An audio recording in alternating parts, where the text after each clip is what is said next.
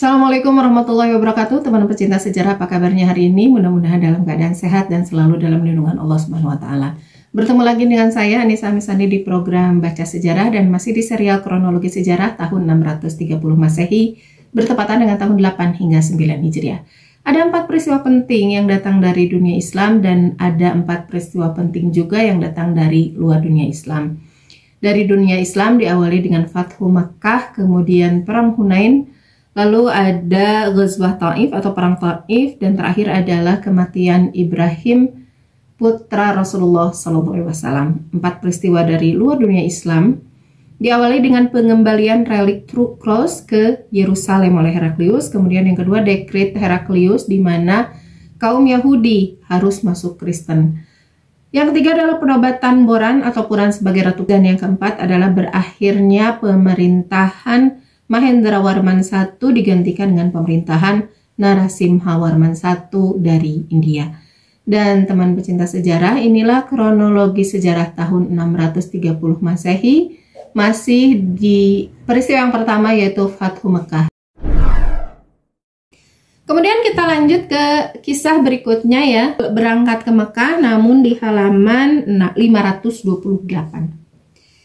Setelah perjalanan Nabi SAW dan kaum muslimin sampai di suatu tempat yang bernama Juhfah, dalam riwayat lain disebut Zulhulaifah, berserulah Nabi SAW kepada salah seorang pamannya yang sudah lama mengikut Islam, tetapi tidak ikut berhijrah ke Madinah, yaitu Abbas bin Abdul Muthalib.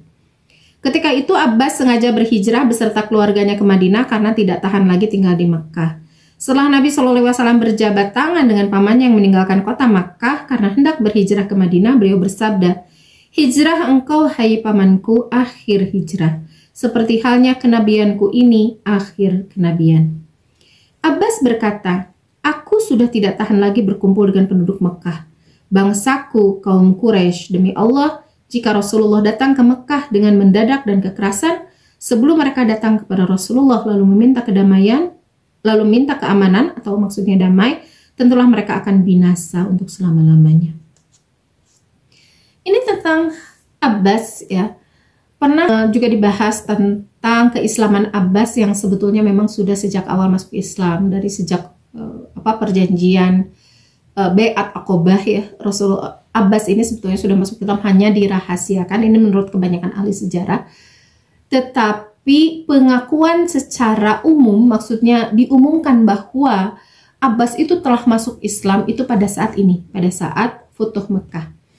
Dan Abbas sebetulnya tahu tentang pergerakan Rasulullah SAW. Ya, beliau seorang Muslim ya. Beliau sudah, meskipun tidak tahu informasi, tapi beliau sudah menangkap tuh dari sejak pengkhianatan Bani Bakar. Abbas itu udah menangkap, oh ini udah akhir nih, ini tugas saya sudah mau berakhir, tugas saya sebagai mata-mata, tugas saya sebagai spy gitu, spionase, saya sudah beres nih. Maka ia bersama keluarganya berhijrah ke Madinah. Hanya di tengah jalan beliau bertemu dengan pasukan ini, pasukan besar ini. Maka ia meminta kepada Rasulullah SAW, "Wahai Rasulullah, saya ini sudah berhijrah karena ibaratnya gini lah, tugas saya sudah selesai lah di Mekah gitu. Orang-orang Mekah itu udah nggak tahan saya tinggal di Mekah gitu." Dan ia sudah ingin menzahirkan keislamannya, sudah ingin mengumumkan tentang keislamannya. Maka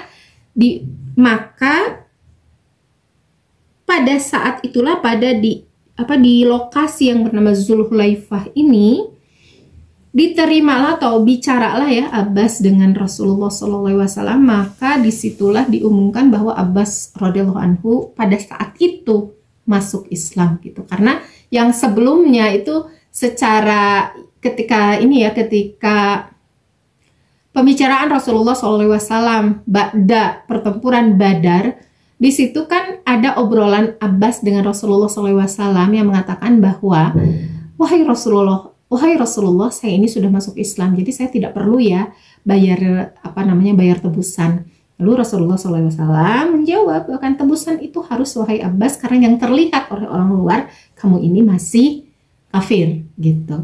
Nah, dari kalimat itu kita sudah tahu Abbas masuk Islam, tetapi orang-orang lain selain Rasulullah dan Abbas itu taunya Abbas itu masih kafir. Dan di sini nyambung ke sini nih.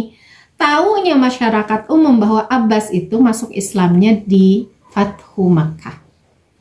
Atau sebelum berarti ya di perjalanan lah ya sudah bisa lah disebut pada peristiwa Fathu Makkah. Lalu apakah hijrahnya ini diakui oleh Rasulullah SAW? Tadi ya dengan jawaban Rasulullah SAW yang mengatakan, hijrah engkau wahai pamanku, ini adalah akhir hijrah. Seperti halnya kenabianku, ini adalah akhir kenabian. Jadi diakui hijrahnya hijrahnya Abbas ini, kemudian dianggap sebagai hijrah yang terakhir hijrah. Jadi setelah Abbas ini tidak ada lagi yang hijrah, tidak diterima lagi yang hijrah. Misalnya setelah Abbas mau hijrah nih, ada orang yang mau hijrah sudah tidak diakui karena Rasulullah SAW sudah mau masuk ke dalam Makkah gitu. Jadi udah Makkah juga nanti jadi Islam gitu, sudah tidak perlu lagi ada muhajirin, sudah tidak perlu lagi ada yang hijrah dari Makkah ke Madinah. Dan dari sini kita bisa lihat ya semangat Abbas radhiyallahu anhu. Beliau ini orang yang ditanam oleh Rasulullah SAW di Makkah. Sebetulnya kalaupun tidak berhijrah, ya akan dimaklumi kalaupun tidak hijrah, karena memang tugas beliau itu berbeda dengan yang lain. Kalau yang lain kan memang diwajibkan berhijrah, tetapi khusus untuk Abbas memang tidak perlu berhijrah karena memang tugasnya ada di Makkah. Jadi tidak akan oleh Allah itu ditanya, wahai Abbas, kenapa kamu tidak berhijrah gitu. Nah, nanti di hari akhir gitu tidak akan ada pertanyaan seperti itu karena memang penugasannya di Makkah. Tetapi seorang Abbas bin Abdul Muthalib ini ya karakter seorang sahabat lah yang memang berlomba-lomba untuk cari pahala sebanyak-banyaknya. Dia akan merasa rugi kalau nggak ikut hijrah nih. Jadi meskipun di hari terakhir masih ada nih pahala hijrah, saya tetap mau hijrah gitu. Di detik-detik terakhir pokoknya saya dapat nih sebagai keutamaan orang yang berhijrah, saya dapat pahala hijrah, saya juga dapat keutamaan sebagai orang muhajirin gitu. Jadi semangat untuk mencari pahalanya itu luar biasa ya, dan ini mungkin perbedaan yang sangat besar dengan kita gitu. Ketika kita mendapatkan suatu perintah apapun lah ya, ketika ada rukhsah, kita memilih rukhsah mungkin ya, tidak akan apalagi kalau udah nyampe titik-titik ke akhir, ya udahlah, toh juga sudah dimaafkan atau saya sudah dapat nilai yang lain gitu. Nilai dari poin yang lain gitu kan. Abbas itu mendapatkan nilai dari tugasnya selama bertahun-tahun menjadi mata-mata Rasulullah di Makkah. Itu kan tidak didapatkan oleh sahabat yang lain. Jadi sama-sama punya nilai gitu. Sahabat yang lain nilainya itu hijrah, tapi Abbas itu nilainya dari tinggalnya di Makkah, justru itu nilai plusnya.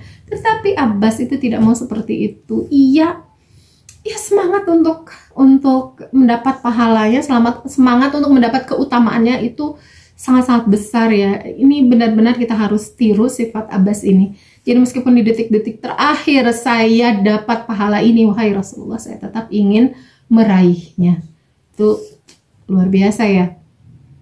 Oh ya, tetapi perlu dicatat bahwa Abdullah bin Abbas atau Ibnu Abbas yang kita kenal dengan nama Ibnu Abbas, salah satu ulamanya sahabat, itu sudah Abbas titipkan lebih awal gitu. Jadi Abdullah bin Abbas itu sudah hijrah jauh sebelum Abbas dan sudah tinggal dekat dengan Rasulullah SAW atau mondok bareng dengan Rasulullah SAW, sehingga mendapatkan ilmu gitu ya dari Rasulullah SAW.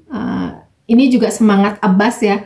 Saya tidak bisa dekat dengan Rasulullah, saya tidak bisa mencari ilmu yang maksimal karena tugas saya di Mekah. Ya, ia titipkan anaknya, Abdullah bin Abbas, dia titipkan tuh anaknya di situ supaya kalau kata orang Sunda peperihen gitu, peperihen ayahnya tidak, maka anaknya lah yang harus mencari ilmu. Ini ya inilah Abbas ya, semangat untuk berubahnya, semangat fastabiqul khairatnya, itu nggak mau kalah sama sahabat lain dari sisi pahala dan keutamaan. Bisa tidak ya kita seperti ini, teman pecinta sejarah? Mudah-mudahan kita bisa meniru semangat seorang Abbas bin Abdul Muthalib. Selanjutnya Nabi Shallallahu Alaihi Wasallam dan kaum muslimin melanjutkan perjalanan hingga sampai di suatu tempat yang bernama Qudaid. Di sini beliau membagi-bagikan bendera atau panji kepada tiap-tiap kabilah yang mengikutinya agar tiap-tiap kabilah terlihat memiliki tandanya masing-masing. Jadi baru diberikan panji-panji itu tidak dari berangkat ya, tidak dari Madinah, tetapi dari suatu lokasi yang bernama Qudaid. Abbas bin Abdul Muthalib dan keluarganya lalu kembali ke Mekah sesuai dengan perintah Rasulullah SAW. Jadi nggak lanjut ke Madinah, ketemu di Zulhulaifah, diperintahkan untuk kembali ke Mekah, tetapi sudah dicatat sebagai pahala hijrah. Oleh Rasulullah SAW, Abbas dijadikan sebagai seorang perantara untuk menyampaikan berita dan tujuan beliau ke Mekah kepada para pembesar Quraisy. Jadi meskipun tadi Abbas itu mengatakan, wahai Rasulullah, saya udah nggak tahan tinggal di Mekah, saya udah nggak tahan ada di circle mereka gitu, udah gelisah lah, udah tidak nyaman, saya mau hijrah ke Madinah. Di Juhfah itu diterima oleh Rasulullah, diikrarkan keislamannya, kemudian diterima hijrahnya, dan ini adalah hijrah terakhir. Tetapi intinya Rasulullah SAW itu belum menutup tugas dari Abbas. Tugas Abbas itu belum selesai, tetap jadi engkau hai Abbas kembali ke Makkah dan tetaplah tinggal di sana sebagai perantara, sebagai mata-mata gitu. Jadi ya kemauan dari Abbas itu belum dikabulkan oleh Rasulullah gitu ya, belum boleh bergabung dengan kaum muslimin, masih tetap harus di Makkah. Maka ya sesuai dengan perintah seorang jundi, seorang prajurit, dan prajuritnya ini level sahabat, mereka ya udah hormat siap gitu ya, tidak meskipun tadi ya sudah hatinya itu sudah menolak, dirinya dan keluarganya sudah tidak nyaman tinggal di Mekah, tetapi karena perintahnya kembali ke Mekah, kembali menjadi mata-mata, sami'na wa ata'na, tidak ada lagi penolakan gitu ya. Dikala itu dengan perasaan kagum Abbas menyaksikan sendiri kebesaran dan kehebatan angkatan perang kaum muslimin yang dibawa dan di bawah pimpinan kemenakannya yang sudah lama menderita dan menanggung sengsara itu, yaitu Muhammad bin Abdullah, yang pada mulanya tidak disangkanya bahwa ia akan mempunyai pengaruh begitu besar. Abbas benar-benar memperhatikan keadaan orang-orang yang berada di bawah pimpinan kemenakannya itu. Suatu kekuatan yang sungguh-sungguh belum pernah ada bandingannya di seluruh tanah Arab. Dengan demikian, Abbas sangat yakin bahwa jika barisan angkatan perang itu dikerahkan untuk memasuki kota Mekah dengan kekerasan dan dengan mempergunakan alat kekuatannya itu, pastilah kota suci Mekah itu akan hancur binasa. Demikianlah kesimpulan yang diambil oleh Abbas. Dan ini juga dikatakan oleh Abbas ya kepada Rasulullah SAW tadi di kalimat yang ketika bertemu di Juhfah itu ya. Jika Rasulullah datang ke Mekah dengan mendadak dan kekerasan sebelum mereka datang kepadamu, wahai Rasulullah, dengan meminta keamanan, tentulah mereka akan binasa selama-lamanya. Jadi melihat pasukan yang sangat-sangat besar dari kaum muslimin, dan ini 12.000 orang. Pada masa itu di Jazirah Arab ini belum ada yang bisa mengerahkan massa sebanyak itu. Dan Abbas sendiri kagum dengan keberhasilan kemenakannya atau keponakannya ini. Ia sama sekali tidak menyangka bahwa hasilnya itu akan sehebat ini gitu. Dan ia bisa menyaksikan dengan mata kepalanya sendiri, bukan di generasi selanjutnya, masih di masa dia. Masih di hitungan yang belum lama lah untuk orang itu sampai diikuti pengikut segitu banyak. Dan jumlah yang sebanyak itu jika ia memasuki Mekah dengan kekerasan, maka habis sudah Mekah gitu ya. Ini jika dengan kekerasan 10.000, 12.000 orang masuk ke Mekah, maka habis sudah Mekah itu. Jadi ini Hamzah Abbas, jadi di sepanjang perjalanannya kembali ke Mekah itu pikirannya udah penuh gitu dengan pikiran-pikiran seperti ini gitu, dengan ingatan, dengan prediksi gitu ke depan. Ini kalau misalnya orang-orang Quraisy tidak mau menyerah kepada Rasulullah SAW, riwayat Quraisy itu pasti akan habis. Tidak akan ada lagi Quraisy gitu. Ya, kita tinggalkan Abbas ya yang sedang melakukan perjalanan kembali ke Mekah. Selanjutnya Nabi SAW dan kaum muslimin melanjutkan perjalanannya sehingga sampai di suatu tempat yang bernama Marad Dahron, sebuah dusun yang terletak tidak jauh dari kota Mekah, kira-kira perjalanan 1 hari dari kota Mekah. Jadi sudah dekat ya, tapi orang Quraisy ini masih belum tahu. Di tempat itu beliau berhenti dan kebetulan sudah menjelang petang hari, waktu Isya. Disitulah Nabi SAW memerintahkan kepada seluruh kaum muslimin supaya berkemah sekedar untuk melepaskan lelah. Pada hari itu beliau memerintahkan pula supaya mereka masing-masing menyalakan api. Karena jumlah mereka lebih dari 10.000 orang. Api yang dinyalakan mereka pun, karena jumlah mereka lebih dari 10.000 orang, api yang dinyalakan mereka pun lebih kurang sebanyak 10.000. Dengan demikian, dari jauh di sekeliling tempat itu terlihat sangat terang. Nabi SAW memerintahkan demikian itu dengan tujuan agar diketahui penduduk Makkah dan untuk menggoncangkan serta menakut-nakuti mereka dan seluruh kaum musyrikin bangsa Arab yang bertempat tinggal di sekeliling kota Makkah.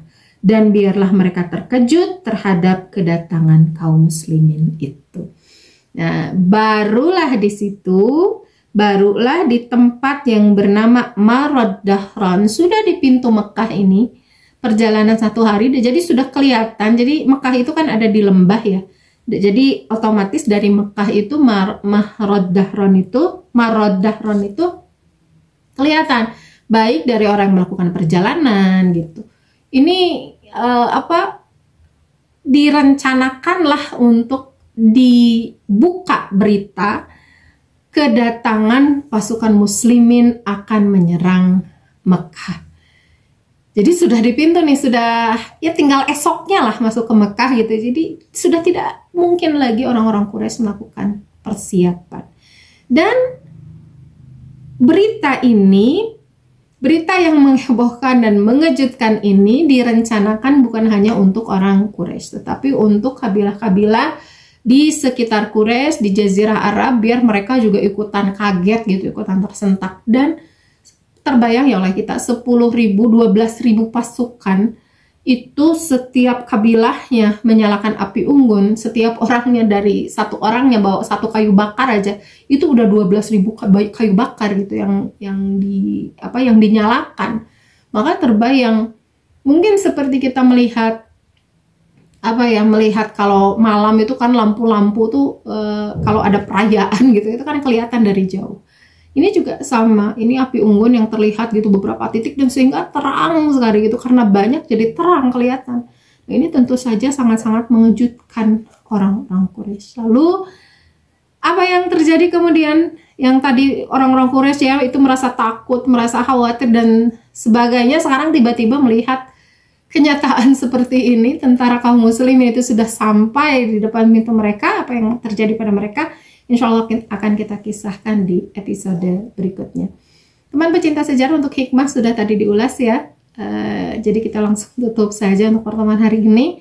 Terima kasih sudah menyimak, mohon maaf atas segala kekurangan. Terima kasih sudah menyimak, mohon maaf atas segala kekurangan. Jangan lupa untuk subscribe bagi yang belum, kemudian like, komen, dan share, terutama bagi Anda yang menemukan hikmah lain dari hikmah yang kita bahas. Silakan Anda tambahkan di kolom komentar. Bertemu lagi di video berikutnya. Wassalamualaikum warahmatullahi wabarakatuh.